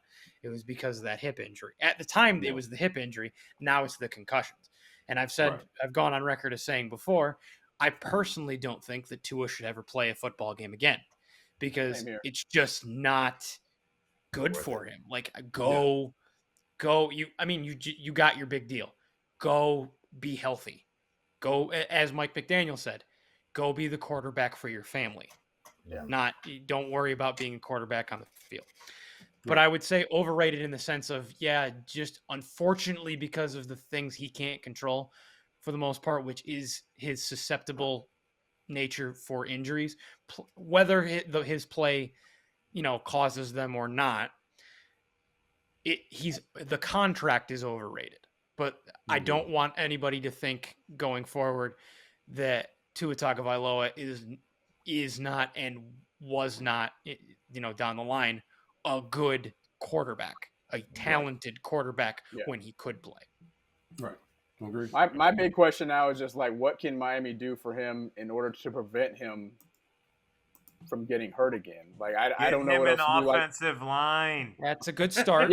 But even with this past one, he just that's the biggest. Some of it's on him. Like, for you, when you run up the middle and we only need 4 yards for the first down, if you just choose not to slide, that has nothing to do with your offensive line. I mean, there's nothing you can do in that moment. And as Cam Newton put it hundreds of times, and I like listening to Cam Newton because sometimes he's talking a lot of shit, but like on this situation he talked on, and he basically was saying something to the point of like when you're in that mode, like you're not thinking about all the practices that you did. You're thinking about, let me get to the end zone. Like when you're right there, you see the end zone in there. You're not thinking about going in. Oh yeah, I have to slide. Like that's not in your mindset as a baller, as a football player. You're thinking, let me get in the end zone. Maybe if I just drive my shoulder into his chest. DeMar Hamlin's one of the smaller safeties. So let me see if I can get through him. I think that's what his thought process was. Like, I see green, let me go get it. Yeah. So it's hard for us to sit here and say and look at from a 30,000 foot view, like, oh, he should have done this, should have done that. When you're in that moment, it kind of goes out the window a little bit. And I'm not saying it's right or wrong, but I think, what you can do for him is, I mean, he is pressured a lot. I watch a lot of Miami games just because I live here, and I see the game. I'm like, damn, he's just not. He's not getting time in the pocket. He's not being able to be a pocket passer. Maybe bring in a quarterback coach that can help him. I don't think he's going to retire. I don't think he's done. I don't think so either. I don't think he is either. I want him to. To Mike's point, I agree. I want him to retire because he's only 26. He's already had 3 concussions within like 2 years, and obviously we don't know what's going to happen if he has another one, but we've seen the long-term effects with that. It's a scary thought. Personally, I don't. It's a very So I just wish he would, but again, to Tua's point, he's only 26. He's young. He's hungry. He still wants to prove that he has some gas left in the tank. So he's probably going to play again. Trey, did you go? No, I did not. He is underrated, and I think he may be one of the most underrated players in the NFL. And I know that may be a big statement to say that. I've watched enough of this Dolphins shit. The offense does not move without him in the game. We've seen it multiple times. Y'all can tell me he's not worth $50 million, but I don't see how he's not worth $50 million. The offense looks like one of the most incompetent offenses in the NFL. So I can make the argument he actually is very much maybe worth $100 million to that team. I guarantee if I talk to Stephen Ross, I bet Stephen Ross would pay $100 million to get his ass back on that field right now, because we just sat there. We didn't watch the Skylar Thompson project. We didn't watch the Huntley project. We didn't watch everybody comes in every time he's concussion. Horrible. It looks terrible.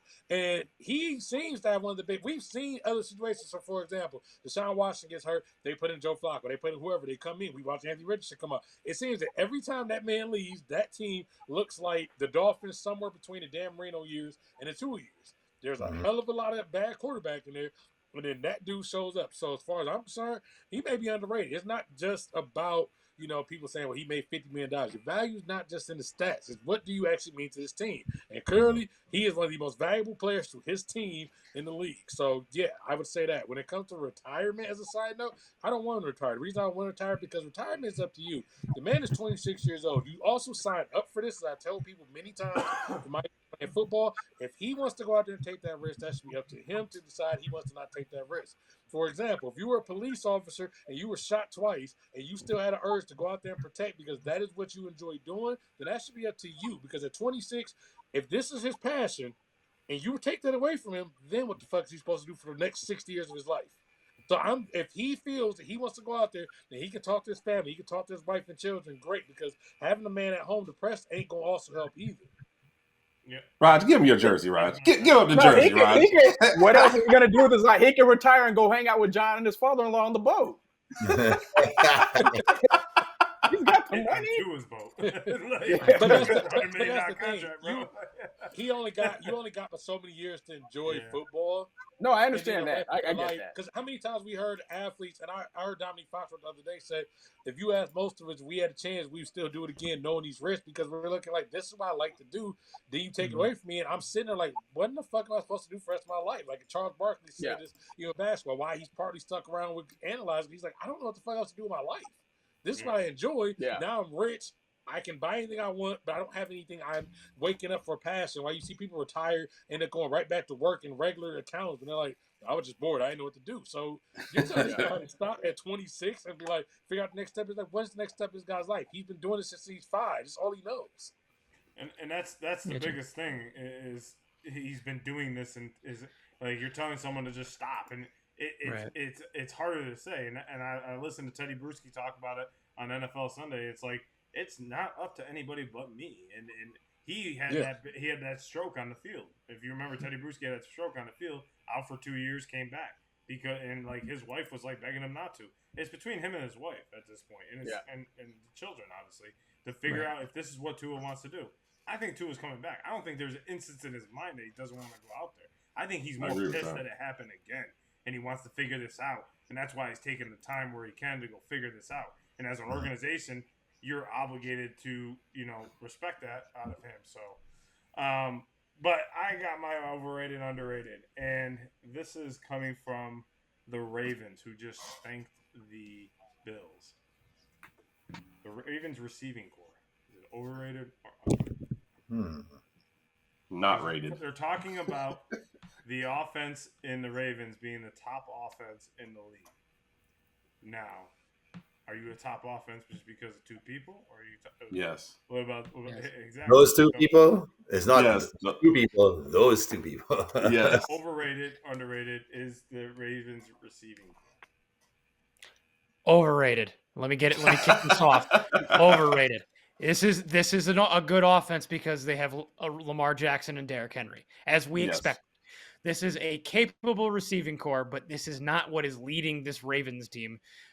Case in point, their supposed top receiver, or who was supposed to be their top receiver outside of, I guess, Zay Flowers, is barely getting the football, and that's Mark Andrews. So this offense runs through the engines that are Lamar Jackson and Derrick Henry, as they should, but I would overrate them. I don't think this is a receive. If you made me pick a receiving core, like pick your top receiving core, or you can have one receiving core in the entire NFL, I wouldn't even think about the Ravens. Mark Andrews plays right tackle. He does not play tight end anymore. He used to. He used to play. I see that guy's a right tackle. I guess we're going overrated though.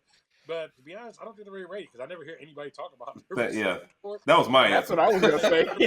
Because when we talk about them, everybody talks about Lamar, everybody talks about Derrick Henry. Even before that, we talked about Gus Edwards. We talked about if J.K. Dobbins could be healthy. Last year, we talked about Keaton Mitchell. So, and I guess outside of Mark Andrews, nobody's really ever talked about them.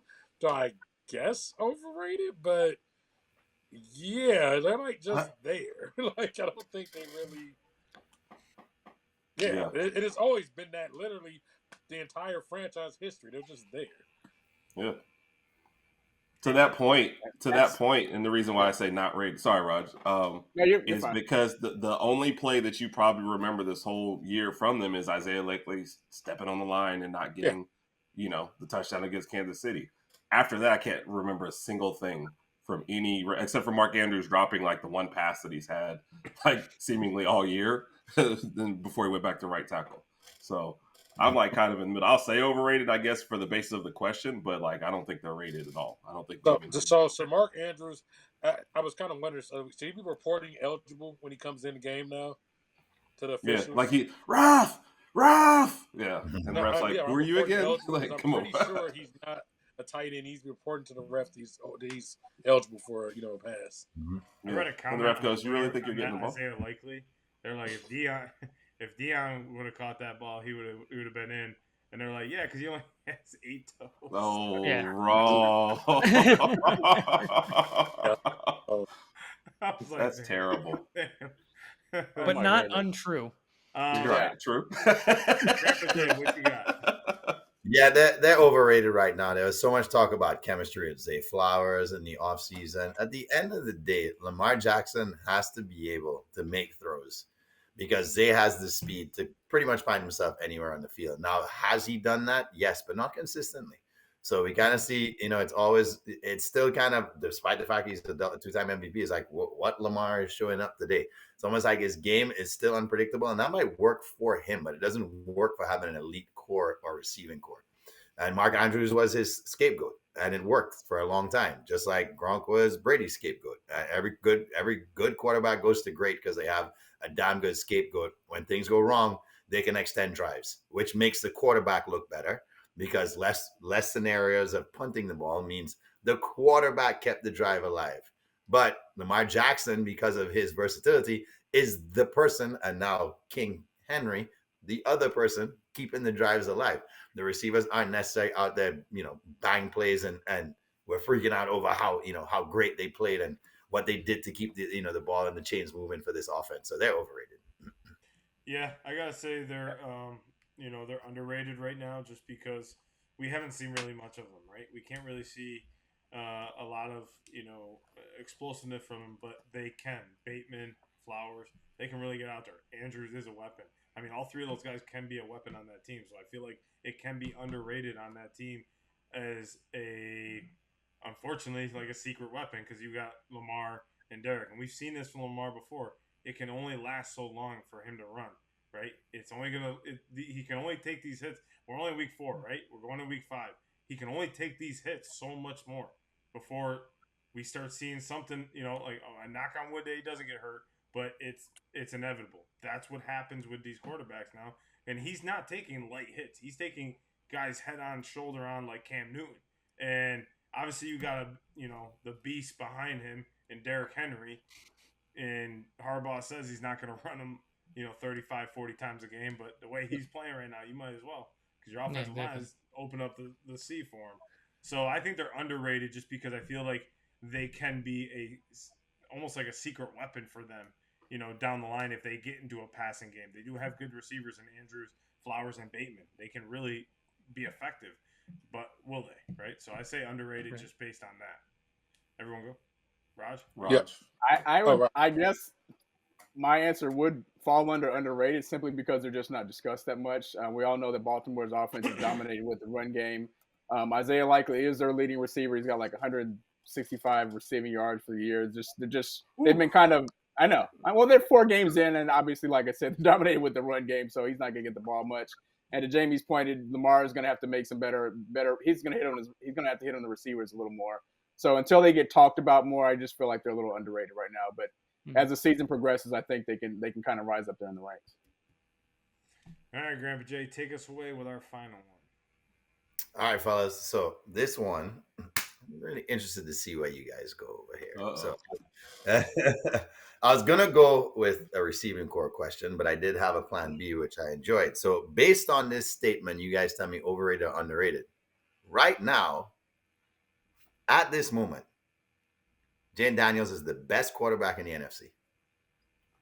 In the NFC? Yep. Like just this season, right? Right now.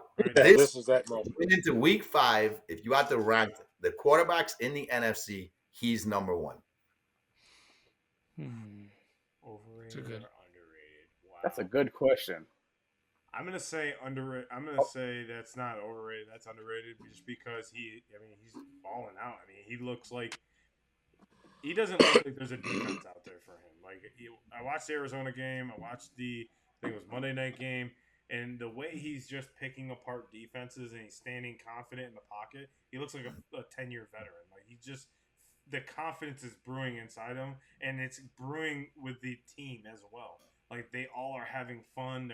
The chemistry between the receiving core and the coaching staff is just I don't see it anywhere else in the NFC. Maybe if you want to put Baker up there with them, Brock Purdy doesn't look that good this year already. Jordan Love, He doesn't. maybe. Brock Purdy looks straight this year. He doesn't look. What about Sam Darnold? He doesn't look. Brock Purdy looks straight this year, though. I still can't give Sam. I'm sorry. He's having a good year. He's having a good year, but we're not talking about past. I'm convinced it's too Brock good to Purdy be has true. 5 Right touchdowns and 2 interceptions. Okay. He's a solid ball this year. But I just. Feel But the like question was the just to right confidence now, of though. teams. So me having an NFL ticket, I mean, I'm able to watch every single game, so I'm able to kind of see every single team, and just kind of look, and just Washington just looks confident right now. And when you have a team that's confident, that starts with the quarterback. And I mean, Minnesota, okay, San Fran, all right. I mean, they're missing their key guy in CMC, and George Kittle has been missing a couple weeks. But I don't know. I'm just saying Jayden Daniels right now.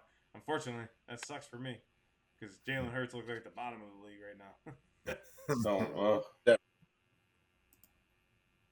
Anyone else? I'll go underrated. Yeah, I just think when you look at the NFC quarterbacks, he's this year's CJ Stroud in the sense of like that rookie that all of a sudden looks like he's going to take the league by storm. And yeah, there's been some lackluster play from a lot of NFC quarterbacks. This year is very evident that a lot of the quarterback talent really is in the AFC because they've got a bunch of quarterbacks over there that are playing phenomenally. And then, we have to, it's telling when you have to wonder if the rookie is the best. Like when you actually are, because normally every year, no matter how good a rookie is, there's always usually at least someone better than them. And now it's like, oh, we really have to consider like he automatically just became the best NFC quarterback. So yeah, I would say that's underrated. The only reason why I would say maybe Jordan Love looks better is just that game against the Eagles. He looked very he looked very good in that game, and unfortunately he went out with that injury. And that's the only thing that hurts him. him. I think he would have just kept progressing, but yeah, I would put Jordan Love ahead of him. But yeah, he looks like the best one. Trey Day? Overrated. Yeah. Huh? I said you hate Washington. No, I don't hate Washington. Remember, Jayden Daniels. I'm the one who picked Jayden Daniels to win the Heisman last year before. It's not because of Washington. It's because I think when everybody says something like Purdy, for example, you say he's having a bad year. I wouldn't consider, if I read you the stats that said last game, 288 yards, 1 touchdown, 1 interception. Game before that, 292, 3 touchdowns, 0 interceptions. Game before that, 319, 1 touchdown, 1 interception. Game before that, 231, 0 touchdowns, 0 interceptions. I don't think that's a bad season by any means, especially considering Debo wasn't there for part of the time, Kittle missed time, and CMC was out. So at a certain point, you're going Jawan fucking Jennings as your best fucking option. Terry McLaurin's better than Jawan Jennings. And we're going to say that. So, I mean, and then you're going with the backup running back. We never heard of Jordan Mason for this year. So, no, Purdy's not having a bad year. Then we go over to another person. We can go to Sam Darnold real quick. Sam Darnold. 275 yards the last game, 3 touchdowns, 1 interception. Game before that, 181, 4 touchdowns, 0 interceptions. Game before that against San Francisco's vaunted defense, 268, 2 touchdowns, 1 interception. Game before that, 208, 2 touchdowns, 1 interception. Those guys are all running neck and neck at that point. I'm not shading Jayden. I do think he's great, but I don't think it's just this runaway train. And we're saying at this moment, based on what we saw, because I'm watching a lot of these San Francisco games, I'm watching Purdy extend the fuck out of plays to run for his life back there as everybody's fucking hurt. It's plays where I remember watching him run to the sideline, extend play for 20 seconds, throw a cross body, and hit Juwan Jennings in the end zone. Like that, this guy is literally on some like extending play shit, but it doesn't look as sweet because Jayden Daniels, got more swag.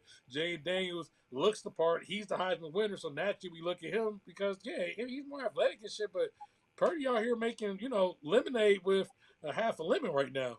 And so that's what I said.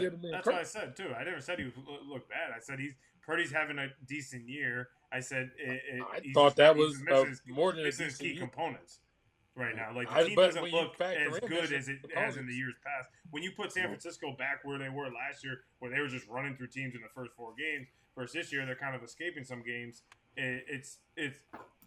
It doesn't look as fluid as it was, but it doesn't. But the key point here, it doesn't look as fluid because he doesn't have his pieces. The reason they're standing up is because but the reason they're standing up is because of him, which is why I'm giving him credit because they're standing up because of him. Which actually would say to me, this is why I think he's not getting enough credit because before people just say, well, he just looks like a system guy. He's got these pieces. For them to even be looking as good, and they should have beat the Rams really. For them to be looking as good as they are, is solely because of him. So that's why I'm giving him actually extra credit for this. Before I've been on the show before discrediting the guy and said, well, fuck, I can throw to these guys. This year I'm like, well, shit. If I take his situation and switch people out, a lot of these quarterbacks don't look as good in that position at this moment. You also have to mention the fact that Brandon Ayuk looks like he doesn't even care at this point, or is just dropping every other pass that comes his way. So which is crazy because you got your car. He got paid. He said, I'm good. He got paid. So he's not holding out right? That's it. Brandon Ayuk is not holding out right now? I haven't seen him. We're not sure. We're not. Maybe the first check hasn't come through. 11 on the sideline and pass. 2 of those plays that you mentioned, Purdy running around, was throws to Ayuk that he dropped. So right. Then Ayuk is fucking playing for the other team on top of that. So what do you guys got? Overrated or underrated? I'm gonna go overrated. I hate the term overrated because I think Daniels is phenomenal, and here in SEC country, I was rooting for him last year. I'm rooting for him on Washington. I feel like we're using the last 2 games to severely prop up a guy who's not top 10 in yards, not top 10 in touchdowns, didn't throw with a touchdown pass in his first 2 games.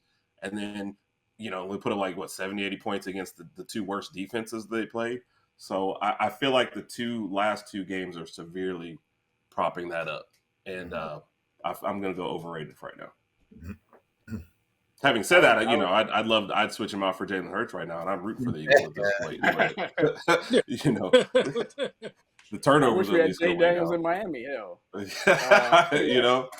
I would just say slightly overrated. I feel like there's a couple other QBs in the NFC who are doing well. One name we haven't really discussed is Geno Smith. Geno Smith's having a really, really good year. He's leading the league in passing right now. I forget if DK Metcalf is. Did he get hurt last game? Is he still out? I forgot his situation. He's good. He's finished. He's good. Okay. Yeah. Geno Smith's having a good year. Jared Goff has like 5 touchdowns, 4 interceptions, having a good year. But Jayden Daniels is right there, and I think he has the potential to definitely win Offensive Rookie of the Year if he continues with it, especially what he did the past 2 games. Yeah, I mean, this is a quarterback league. At the end of the day, you're going to be judged off, if you're doing well, you're going to get that big contract. And then basically just apparently now my quarterback just wants to chill and turn the ball over 17. I mean, 27. I'm not used to that. In the last 15 games. At least you have a quarterback. I guess Jalen is better than who's your quarterback? Skylar Thompson or Tyler Huntley? Skylar Thompson or Tyler Huntley. Who's the other name? Whoever. Tim Boyle almost got a look. I didn't know who Tim Boyle was until that game. Pull him out of the crowd it's like, who is this accountant we just hired? He's walking out with his calculator. Like, y'all should have gone out and got Gardner Minshew. He would have been the perfect backup right now. I'll take him. Yeah, I agree. He's just slow as shit. I didn't bring back Matt Moore. All right, I think it works. That was overrated and underrated. Let's get to. We've been in here and out. What's up? I didn't go. Oh, okay. I don't think Jamie went either. I thought you so went. I'll just speak to what you guys made so many good points. I'll stick on the bottom row here. I'm slightly overrated just because I feel like I love what I'm seeing from Geno. I think Geno will never get the credit because you start your career off with the Jets and really don't do much at all. But look like a disaster. It's so hard to climb out of that sandpit. I feel like he's still trying to prove himself, which he shouldn't be. He's been great since he's been in Seattle. I feel he's never gonna, like I said, get the praise and credit he deserves. But I would choose him right now. All right, Mike. All right, so overrated, underrated. I did need to make sure to sprinkle in a little bit of this team right here. Overrated or underrated? It's not going to be Daniel Jones, I promise. You'd be gone. You'd be gone. I wouldn't Malik Neighbors. See you. Oh. Overrated or underrated? Malik Neighbors. Underrated. That You haven't gone. Unanimous underrated right here. The guy's underrated. Underrated. That's one where you just watch. You're like, oh, I don't need to see anything else. He has it. Yeah. If he is making Daniel Jones look like a quarterback, the guy might be the freaking best rookie since Randy Moss. And a lot of these catches are like acrobatic, and not because he's making them. It's because the ball is so bad that he has to go up and I don't know if that's part of Daniel Jones' play. Like, hey, let me make my rookie look good. I'll throw exactly. No, he's going this way. I'll throw him this way. Go get it. Like, are you saying is he going to be overrated or underrated as a receiver right now, or is he? Like, what as far as like where you would put him in the league amongst like number 1 receivers across teams, is he overrated or underrated? Oh, definitely underrated. Underrated, yeah. He's underrated. Look at his situation, but you can't unless he starts throwing it to himself. You just can't really blame him for anything that's going on there. Yeah, unfortunately, he's probably going to be. I love the pick. Yeah, I love the pick when they got him, and I love what we've seen from him. And he's probably waiting until they tank enough to draft a new quarterback. So I mean, that's unfortunate because like the other guy you have on the team, I forget his name. What's his name? Wandale Robinson. No, the other receiver that you guys never throw to. Oh, Hyatt. Jalen Hyatt, Darius Slayton. Let's see who else is on Jalen Hyatt. That's it. Like you guys drafted a top receiver, and then you know what's so weird to me though? I'll tell you what's so weird to me, right? That dude should have been in the Olympics this year. The weirdest should have been in the Olympics this year because he was running routes the entire year and just running these as hard as he possibly can. And he got like what 4 targets the entire year. Hyatt scored more touchdowns against us than he did the whole last year with the Giants. Yep. Right. But here's a weird thing, right? He's sitting there at 5 for the Chargers to take him. We know Harbaugh's not we know they're not going to do it. We know they're going to tackle. But just imagine for a second if Herbert's getting this guy the ball right now. Would it be better? Or would they just not call his number enough so he wouldn't know that he's this good? I think Herbert's just hindered. I think Herbert's just hindered right now. He's injured. Like you can see it. He's clearly injured every game. Like he can He barely limps walk, off but every then, drive. He's playing hurt. Like, Yeah. he His can whole barely career. plant off his back foot. Like he's His ankle's not, fucked. like that plantar fasciitis. I mean, is just killing him right now. You can Mhm. tell throughout the game. Like in the beginning game, he looks good, and then towards like the end of the second quarter, you see him start to limp. You see him start to not really be as explosive in his throws. It's just it's a loss. So Neighbors would help, but I don't think it would. I think you need to see a healthy Justin Herbert in order to kind of fill that out, in my opinion. So I think Joe Hall would help. It's going to be a pick they regret not taking, especially if they get to like deep playoff runs where they don't have the receiver play that they need to beat these teams that they need to beat. So Right. Yeah. And unfortunately, the NBA has to say goodbye to another larger-than-life legend in Dikembe Mutombo, one of the most unbelievable people, probably not just for what he could do on the court as a defender, but what he did off the court for the people of Congo. Of course, a man of African descent making his way to the NBA, doing the true dream of a child that came across the shores to America, went to Georgetown, was a legend at Georgetown, came to the NBA, and he was known as the no ultimate rim protector. And this guy always had a huge smile on his face. You could tell he loved playing the game. But what he did for his people in Congo was absolutely incredible. After retirement, right around in 1997, he had the Dikembe Mutombo Foundation. Long before his retirement, he started the Dikembe Mutombo Foundation, which has gone on to help well in probably close to maybe 250,000 people now. Named the hospital after his mom, a man of course, the people. And you see that quite a bit with these larger-than-life figures. He lived up to what you would expect most people to do, which is give back to their country, especially when they come from somewhere where it has always dealt with a lot of strife. It has dealt with a lot of civil war. And he was a man of the people and loved by everybody. And like I said, the NBA has lost a legend, and we've all truly enjoyed watching him play the game. He made it fun for us to pretend that we can rim block, even though we did it on a little Fisher-Price plastic rims with our friends.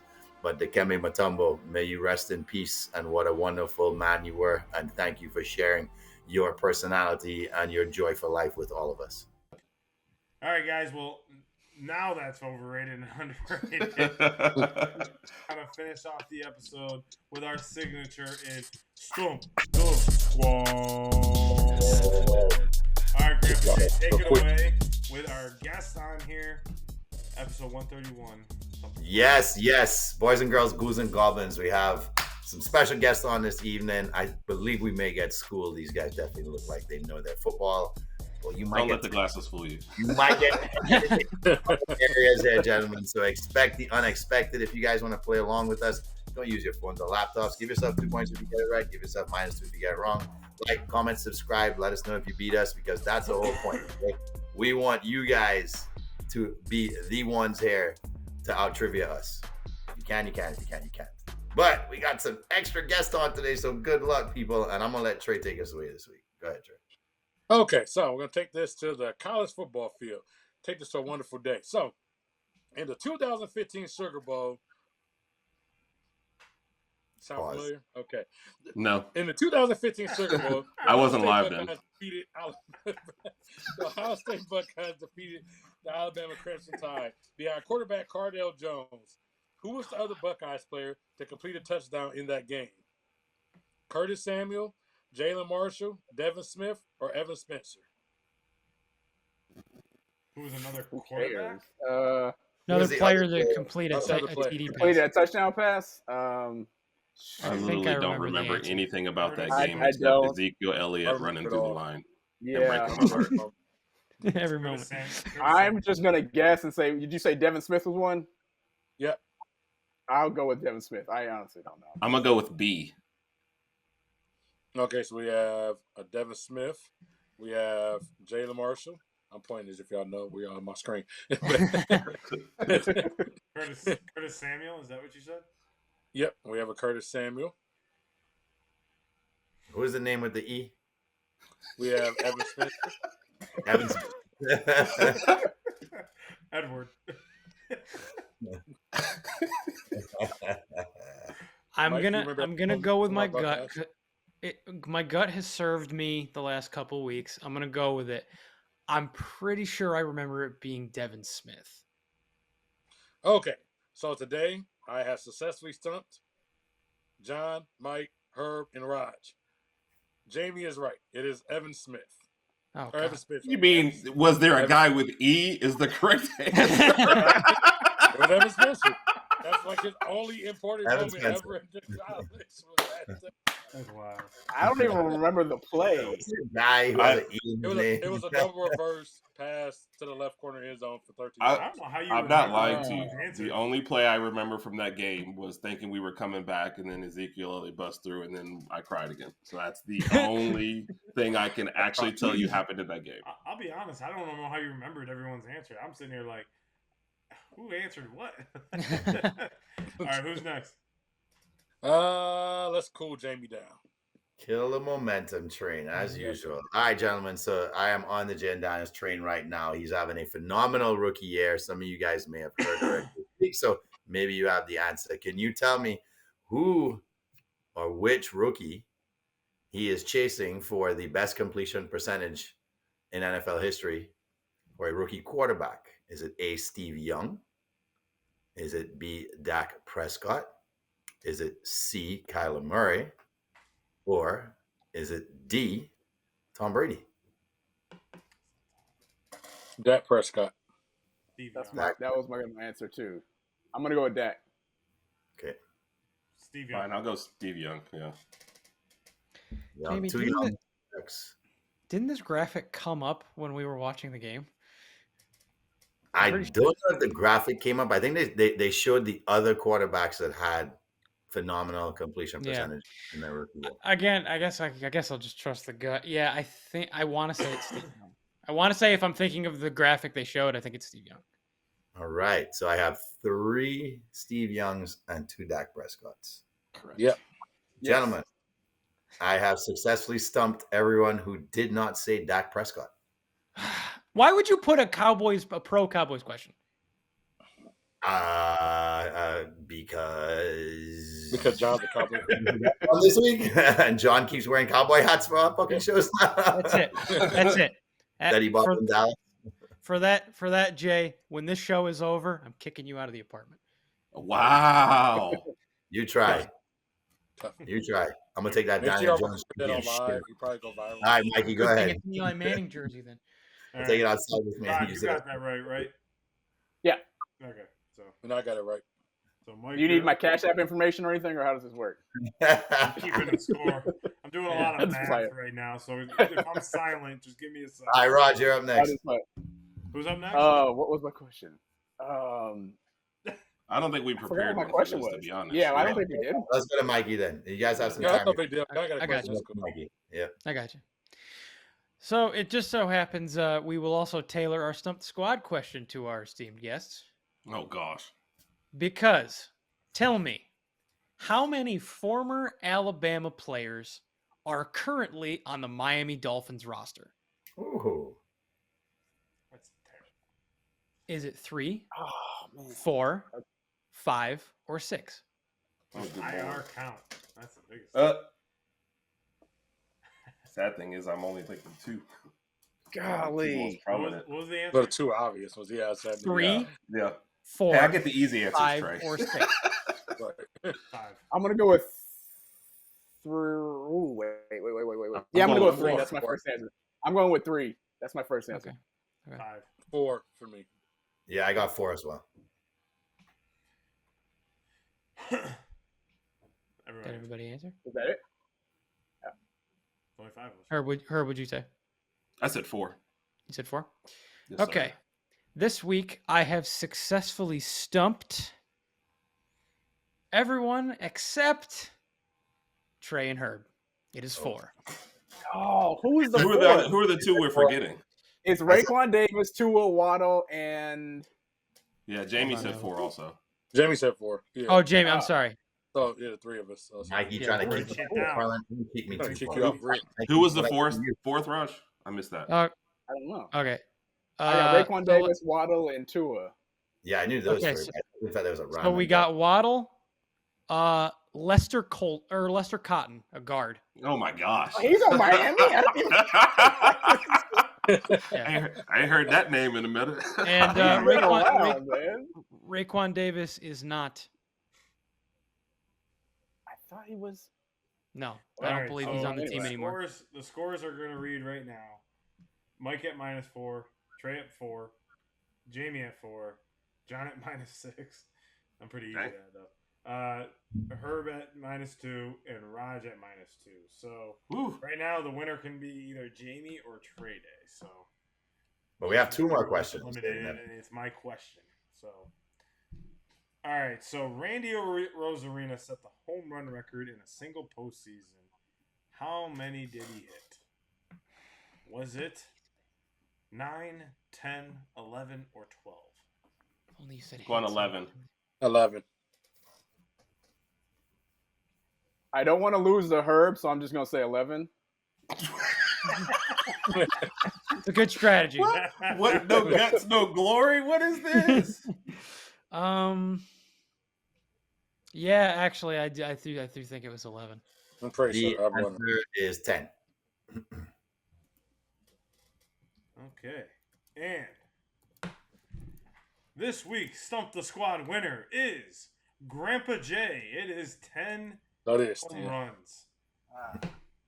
So That's my guy. It's Grandpa J. I watched the whole thing. I Now, watched the whole season. the Stump the Squad winner, and the scoreboard reads, Mike?